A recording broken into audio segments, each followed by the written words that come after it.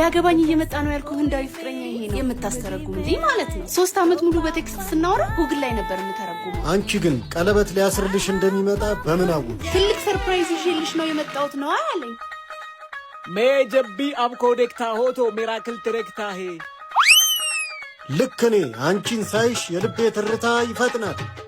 አንቺ እኔን 3 አመት ሙሉ በአካል ሳታቂኝ ስላወራሽ አሁን የትዕግስትሽን ፍሬ ልሰጥሽ ይዤ መጥቻለሁ። ግጥማቸው ቤት አይመታም እንዴ? ሶሪ ዊድ ዲስ ጋይ ማይ ትራንስሌተር አቻ ናይስ ቱ ሚት ዩ ሰር ማይ ኔም ኢዝ ረምዲር አም አ ዶክተር አም ፍሮም አፖሎ ሆስፒታል ኢን ኢንዲያ ሰርጂ ፕሊስ ቤት ጃው እና ሰርጉ መች አሰብክ በለው። ሻዲ ኬልዬ ከብሶቻ ያፕኔ ኦ ነሂ አብኬ እኔ ሳውን አመጣጤ ለጋብቻ አይደለም። የኔ በበረዶ በተሞላ ተራራ መሃል ያለሽ የማትቀልጪ በረዶ። አሃ ለፕሮፖዝ ነው? አይ ሆስፒታላችን አፖሎ ሆስፒታል ባንግሎር ከአዲስ ሕይወት አጠቃላይ ሆስፒታል ጋር በመተባበር በአከርካሪ በካንሰርና በሽንት ቧንቧ ህመሞች ልዩ የሕክምናና የምክር አገልግሎት አዘጋጅቷል። ካጀል ባክ ቃል ነው ስሜ። የምን ቃጀል? በእኛ ቃል በእነሱ ካጀል ነው።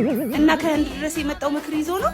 አጥሜራ እኔስ ለአከርካሪና የአጥንት ታማሚዎች የአጥንት ህመምና የአከርካሪ ህመም ጉዳት የጉልበትና የዳሌ ህመም ላለባቸውና በማንኛውም የካንሰር ህመሞች ለሚሰቃዩ ታካሚዎች የካንሰር ስፔሻሊስቶች የሚያማክሩበትን እድል ከሙያ አጋሮቼ ጋር ይዤ መጥቻለሁ። ቀለበትስ አላመጣ? ቀለበትስ በእኔና ባንቺ መሃል ለዘላለም የሚቆይ ነው። ይሄ የምክርና የህክምና አገልግሎት ግን ከህዳር 29 እስከ 30 ብቻ ነው የሚቆየው። አንቺ እንቁ ጽጌረዳ።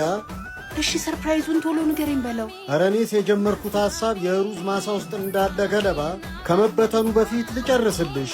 የሽንት ቧንቧ ህመሞች ላሉባቸው ማለትም በሽንት ውስጥ ደም ማየት፣ የፕሮቴስት ችግር፣ በሽንት መሽናት መቸገርና የኩላሊት ጠጠር ያለባቸው በስፔሻሊስቶች የሚሰጠውን የምክር አገልግሎት ማግኘት ይችላሉ። ለበለጠ መረጃና ቀጠሮ ለማስያዝ በእነዚህ ቁጥሮች ይደውሉ። አንቺ የሱፍ አበባ። ለመጨረሻ ጊዜ አመጣሁልሽ ያለውን ሰርፕራይዝ ምን እንደሆነ ጠይቀ። ሰርፕራይዙማ የአጥንት ታማሚ ለሆኑት አባትሽ መፍትሄ የሚሰጥ የምክር አገልግሎት ይዤ መምጣቴ ነው። የኔ የዓለት ላይ ዛፍ።